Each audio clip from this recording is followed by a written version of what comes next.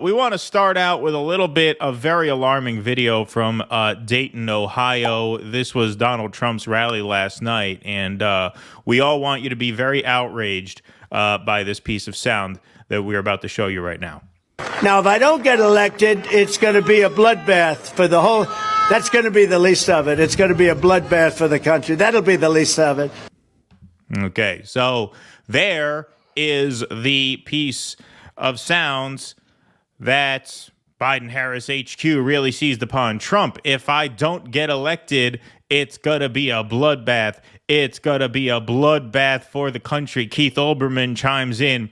This is a terrorist threat, FBI. Detain him as he leaves the stage, after which America doesn't give a shit where you keep him. Here's Joe Scarborough, Donald Trump's America, and he is proud of it. Promised another bloodbath if he loses again.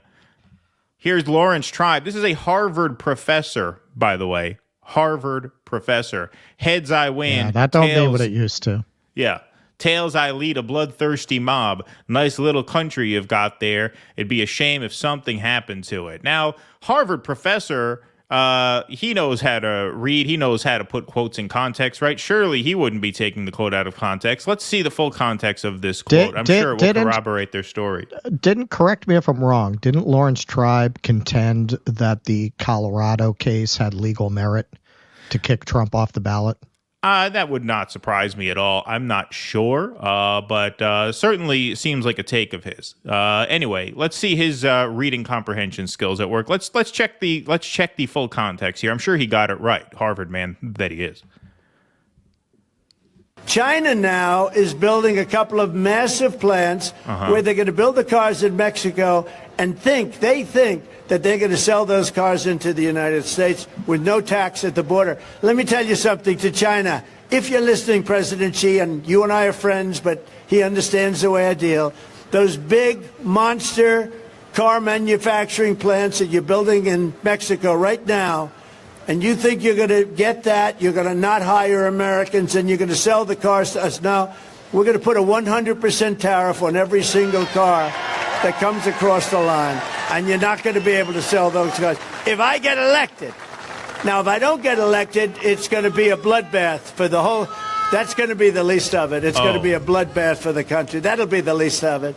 But they're not going to sell those cars. They're building massive factories. A friend of mine, all he does is build car manufacturing plants. He's the biggest in the world. Well, it's okay. So it sounds to me like he wasn't really threatening a bloody revolution. Sounds to me like talking bloodbath. about economics. Yeah, we're gonna take it in the ass economically. Is basically what which is a very common context in which to use that term. They use that on Wall Street all the time.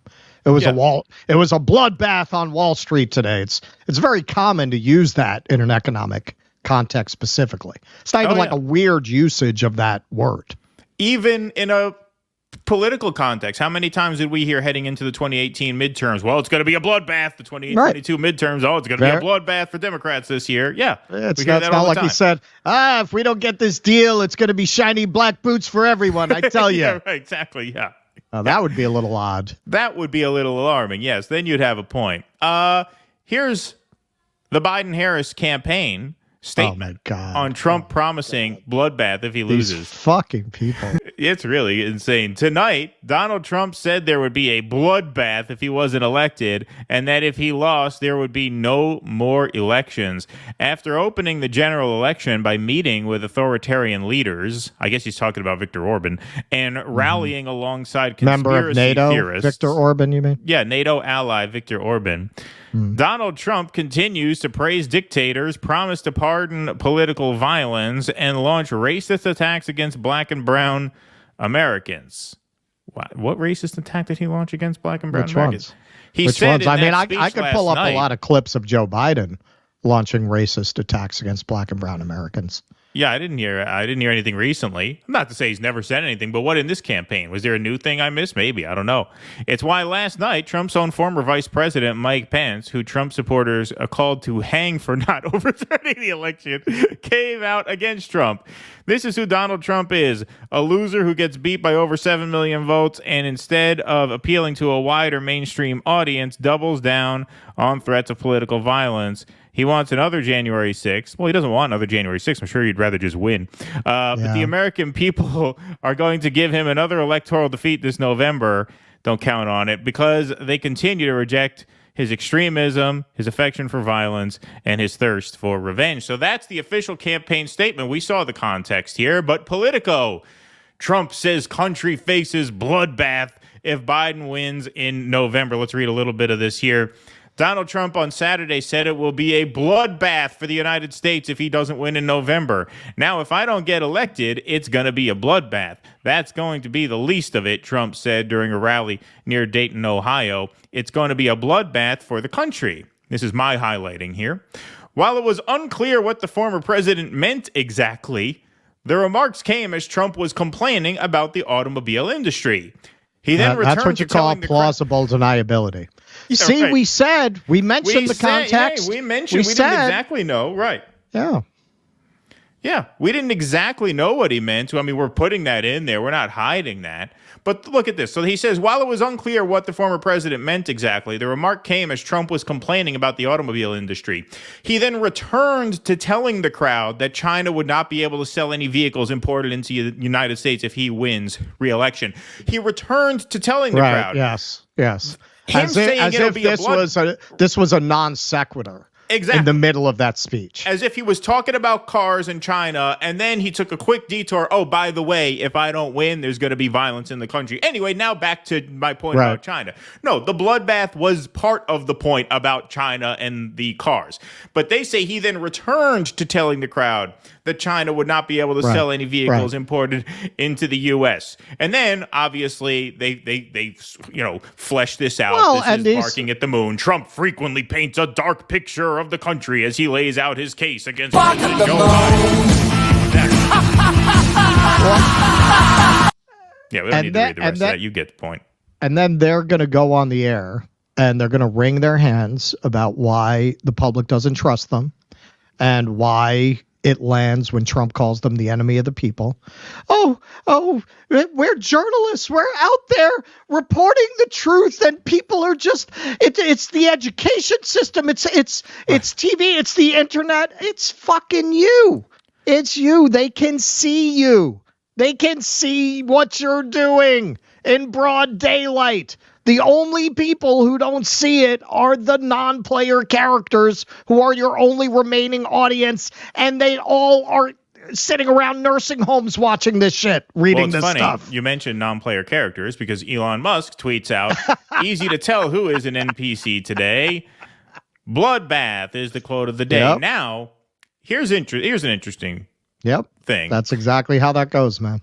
He clips the speech with the full context, and then Brian Krasenstein, who is a very rare breed. So the Krasenstein brothers are shit libs who are very pro Elon because they have very high engagement X accounts, and so they make a lot of money off of X. And so they are both shit libs and Elon ass kissers. Very few of those exist in the wild, but there's some of them. So once Elon puts out that, hey, actually, everything you're being told about this bloodbath quote is a lie, Krasenstein, despite being a total lib and totally in the tank for Joe Biden, puts this out. As someone who thinks Trump is a danger to our republic if he wins in 2024, I have to say that the entire narrative around his bloodbath remarks are unfair. While I think it's a bad word to use given the circumstances and how it can be construed, it will be the media's fault if people take his words and skew them and use violence, not his fault. Trump has done some horrible things, in my opinion, but the speech he is currently being attacked for is not one of them. Here are his full remarks. So then he shows the same video clip that Elon posted. Here's Ian Bremmer, who's a pretty big lib who doesn't like Trump at all, but he even says the Trump bloodbath headlines are disingenuous and embarrassing. So you see, some of these libs had a little bit of integrity, but not this one. I don't know who this one is, but I love this. Stop telling me to take Trump's bloodbath in context. The January 6th was the context. Stop telling me I have to tell the truth. God damn it, if I want to think he was threatening violence, I have the right to think that, whether you like it or not. You're not going to make me change my opinion based on new evidence. Not me. Not me. Trump is a threat of violence by definition. By definition. By definition. It doesn't matter what the context is. The context is Donald Trump. Yeah. Yeah. I mean, this is very similar. I remember in the 2016 campaign when he was accused of mocking the disabled reporter because he made a certain thing with his hands, which I'm not going to do because it is in poor taste. But there was video of him mocking other people that exact same way. He was mocking Ted Cruz at one point because Ted Cruz was flustered and confused. And so Trump did the exact same impression of Ted Cruz that he did of this guy. And I pointed that out. I said, hey, listen, it's in poor taste to do that, but he clearly did not single this man out for his disability and mock him deliberately for that. And at the time, this was back during the shitposting days on Facebook. This is where Russ and I met. We had people respond to me, A, why are you defending Trump? Which, again, I'm not defending Trump, just pointing out this is obvious propaganda. Because this was part of the red pilling process of realizing that while I disagree with much of what Republicans say, including what some of their critiques of the media, that was when I learned they were correct, that the media was in the tank for the Democrats, right? Now, some of them are wrong about why, like Michael Savage calls Wolf Blitzer a Bolshevik. He's a Bolshevik. He's a communist, die-in-the-wool communist. No, Wolf Blitzer is not a communist, but he is biased, right? So anyway, point so Fiery Wolf Blitzer. Yeah, fiery communist. Intellectual of the revolution. yeah. Exactly. Leading theorist of the Bolsheviks. Right. So and then I had one person say, well, so are you saying Trump is a friend to disabled people? I said, I'm not saying anything. I'm saying what is being presented as news is obvious propaganda, and that you shouldn't do that, because if you have a case against Trump that you're trying to prosecute, you should prosecute it by telling the truth, because when you do this kind of shit, you only feed into his line that the media are dishonest and that they are the enemy of the people. And of course, I happen to believe he's correct about that. But if you want to prove otherwise, maybe you shouldn't be such brazen liars. But they are. And this is the latest example of just absolute bald-faced lying. It's incredible. It's incredible because unlike some of their deception, or quite a lot of it, they got enough wiggle room for plausible deniability for somebody who's inclined to accept their framing. There's just no way. That's why the person responded that way. So we have these fake monks, and they're all over the place now. They're in many cities, but we have them in New York. And so I call them out whenever I see them. If I see somebody getting sucked in, they're fake. He's a con artist. And I did that once, and a woman said, it's up to me whether I want to believe that he's real. Right. That's what that tweet is. Oh, yeah. The context is January 6th. Okay. But they're lying about this. Right. They're clearly lying about this. Isn't that the important thing? Isn't that the operative thing? No. And it's funny how they will just be so confident to make the same mistake again, because disabled reporter bit was an example. They got called out on that, but they mostly got away with it until Election Day, when they didn't, because you realize all these Trump criticisms of them landed more than they said. And I saw some people in the chat, so are you saying he didn't do the hand stuff? No, he did. What I'm saying is that's his impression of a confused person, which is extremely distasteful. Like, I'm not saying, he's not an asshole for doing that. But he clearly does that to everybody who he's trying to make fun of, who gets flustered and caught in a lie.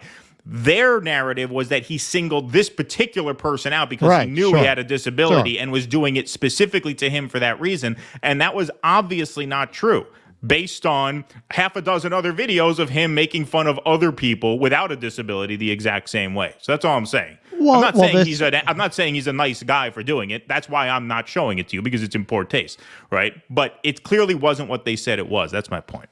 Well, this is almost becoming Taibbi's life's work. He's done a lot of writing about how the press made the fatal error after Trump won, that anything goes, that they made the calculus. They're stopping Hitler. Exactly. They are the German press in the 1930s, and this is the moment of crisis. And are they going to be the German press that sometimes, and they would often show articles like this to justify that the way they were reporting on Trump. They would show articles of some German press who say, don't worry about Hitler so much. Well, I mean, sure, it's exactly the same thing. It's exactly the same circumstances. I mean, just because you can pull that's like you always hear people, no matter what batshit crazy cause they take up, they always think they're on the right side of history and they'll invoke that. You're on the wrong side of history. What about all the people who were on the cutting edge who turned out to be on the wrong side of history? It's not like every new movement ends up being the right side of history. In fact, quite the opposite. You see a lot of communes around, bell bottoms, right? Most movements end up being on the wrong side of history. So, you just look at how they approach Trump, and how can you be shocked that you've completely lost the public when you made a decision that you don't have to tell the truth anymore when you report? Please clap.